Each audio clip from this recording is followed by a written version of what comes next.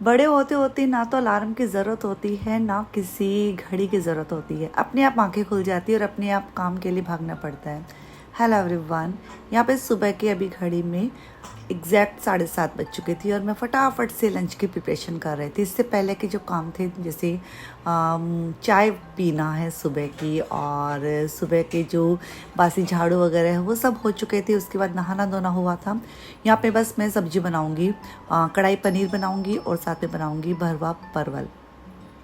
इसी बीच यहाँ पे बस डोरबेल बज चुकी है और दूध वाले भैया आ चुके हैं।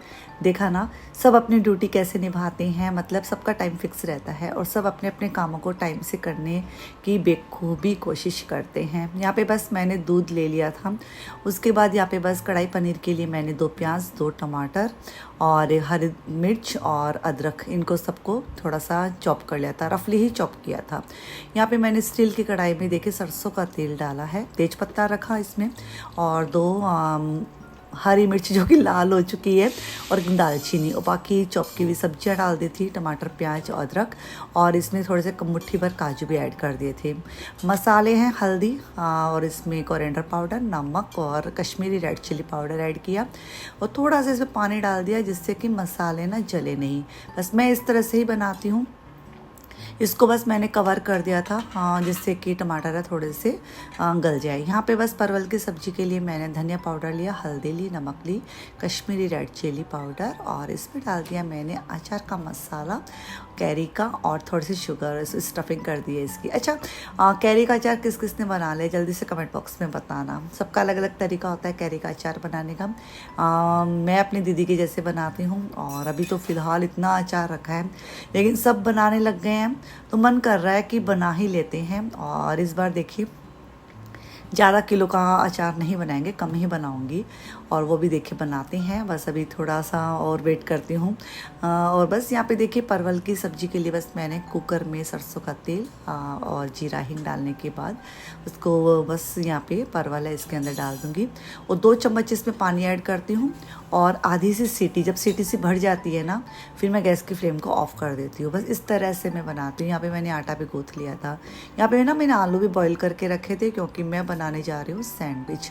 तो आलू को अच्छे से मैश कर लेते, इसमें प्याज भी डाल लिया था, और धनिया है मुट्ठी भर डाल लिया था, मसाले ऐड कर लिए थे, नमक, काला नमक है थोड़ा सा, ये सब, काली मिर्च है, गरम मसाला है, ये सब डालने के बाद बस सैंडविच यहाँ पे बन रही हैं, साथ साथ चाय बन रही है। और यहाँ पे जो हमने ग्रेवी के लिए टमाटर प्याज को थोड़ा भुना था, तो वो ग्रेवी भी बना लूँगी कढ़ाई पनीर के लिए।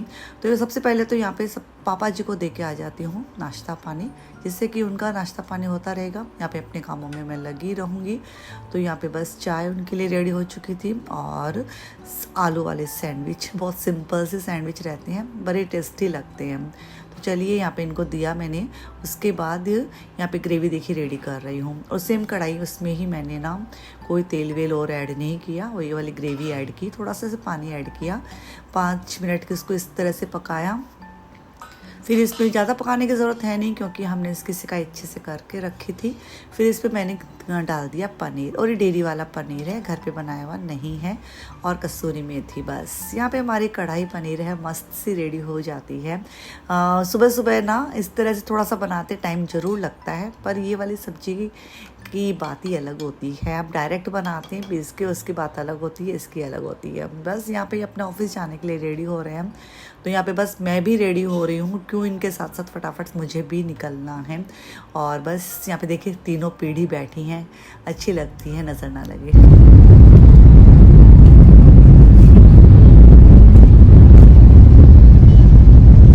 आज जा रही है मुझे ऑफिस छोड़ने के लिए।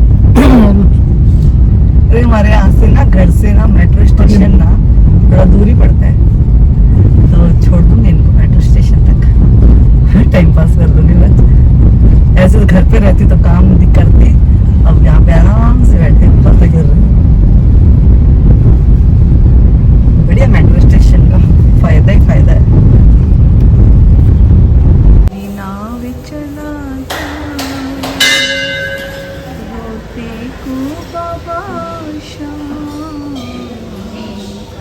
तुम गले लगा जाओ,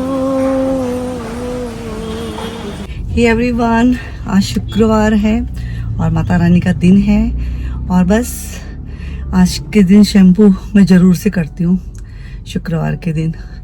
और बस गाइज यहाँ पे इनको ऑफिस के लिए मतलब हमारे थोड़ा सा दूर पड़ता है, मतलब ऑटो मिलना मुश्किल हो जाता है, इसलिए मैं इनको गाड़ी से छोड़ के आ जाती हूँ।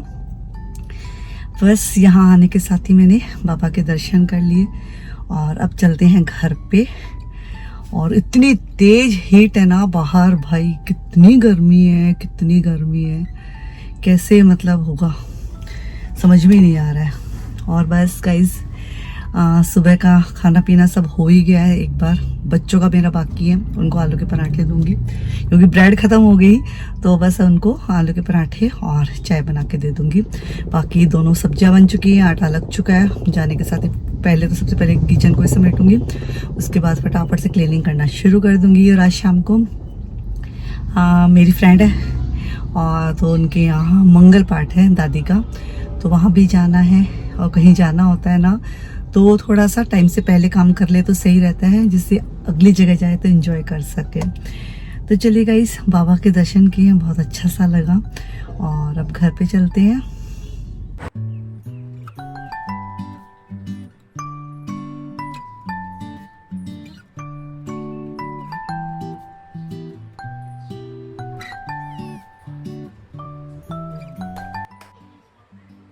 तो गाइज़ यहाँ पे बस मेरा नाश्ता पानी तो हो ही चुका था, तो आने के साथ ही अपने कामों को करना मैंने स्टार्ट कर दिया। और यदि हम माइंड में सेट रहता है ना काम कैसे करना है, कहाँ से स्टार्ट करना है, तो उसका एंड बहुत ही आसानी से होता है। और कभी कभी हमारा दिमाग इतना पजल रहता है, बिल्कुल समझ में नहीं आता कहाँ से स्टार्ट करे, कहाँ से स्टार्ट करे, फिर वो एंड होने में भी ना काफ़ी समय लग जाता है। आज मेरे मतलब काफ़ी एनर्जी थी, शायद इसलिए एनर्जी थी क्योंकि मुझे टाइम का ध्यान में था कि मुझे कहीं जाना है। और कहीं जाना रहता है ना तो अपना हाथ और पाँव इतनी जल्दी जल्दी भागते हैं ना, हम बहुत सारे काम कर भी लेते हैं, थकते भी नहीं हैं और अच्छा सा लगता है। तो यहाँ पे बस मैं ना सब्जियों को छोटे बर्तनों में निकाल ली थी, जिससे कि बड़े बर्तन है ना वो धुलने में रख दूँ। अच्छा, ये वाला मतलब कमेंट था जब मैंने अपने स्टोर रूम का आपको टूर करा, काफ़ी लोगों के कमेंट थे कैसे मैनेज करते हो, कैसे बर्तनों को रखते हो। तो मेरा घर कोई 100 गज में तो है नहीं, मतलब आपको दिखता है उतना ही घर है। अच्छा, ये वाला भी काफ़ी क्वेश्चन रहता है कितना स्क्वायर फीट है, तो 1500 स्क्वायर फीट का घर है। तो चलने में इतनी मतलब मुश्किल नहीं है, किचन से स्टोर रूम में जाने में आसानी से मैनेज हो जाता है। इस बहाने वॉकिंग भी हो जाती है और मैं मैनेज कर पा रही हूँ। तो गाइज़ यहाँ पे बस मैंने अपने किचन को एकदम से साफ़ सुथरा सा कर दिया है। यहाँ पे मैं अपने जो अप्लायंसेस है ना उनको इस तरह से कवर कर देती हूँ, जिससे कि ना मिट्टी नहीं लगे उनके ऊपर। तो ये वाली टेक्निक मैंने मेरी अपनी सासू माँ से सीखी थी। वो ना सब चीज़ों को कवर करके रखते थे। पहले मैं सोचती थी क्यों कवर करते, अब समझ में आया कवर कर दो तो ना सफाई करने में दिक्कत नहीं होती है। बस यहाँ पे यथार्थ को मैं बोल रही थी भाग्या से, और इतनी मतलब इससे क्विकली वो भागा ना कि मतलब मुझे हंसी आ गई यार, कितना प्यारा। मतलब बच्चे कितने भी मतलब लंबे हो जाए, बड़े हो जाए, बच्चे माँ के लिए ना बच्चे ही होते हैं। तो बस यहाँ पे देखिए मैंने अपनी सोफ़ा पे से कवर वॉश करने के लिए डाल दिए हैं और ब्रश की हेल्प से सोफ़ा को यहाँ पे क्लीन किया। और ये ब्रश वगैरह रहती है तो क्लीनिंग में बहुत आपको सहूलियत रहती है। और बस मैं बच्चों को वही बोल रही थी, जब तक कवर ना लगे सोफ़ा पे मत बैठना, क्योंकि लाइट कलर की सोफ़ा है, फिर कैसे भी उल्टे सीधे बैठते हैं ना, फिर गंदी हो जाएगी, फिर वो साफ़ होने में बहुत मुश्किल हो जाती है।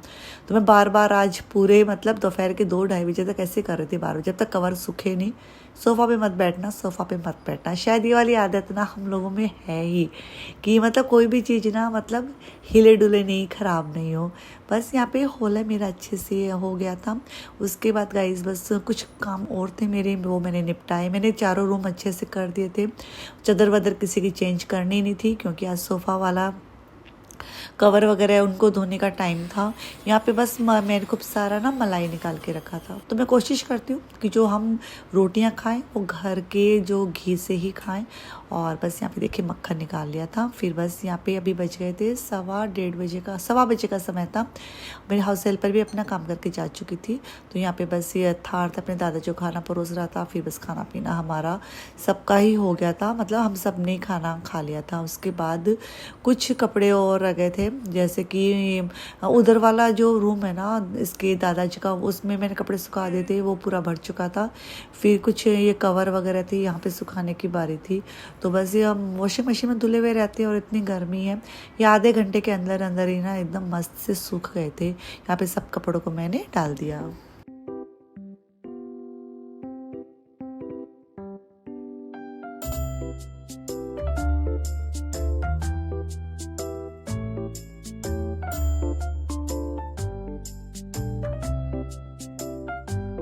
हे एवरीवन, अब मैं एकदम से थक गई हूँ और बहुत से कमेंट आते हैं कि अपने बच्चों की हेल्प ले लिया करो। बच्चों की हेल्प लेती हूँ मैं बीच बीच में, बस ये मोटे मोटे काम है ना ये मैं खुद करती हूँ।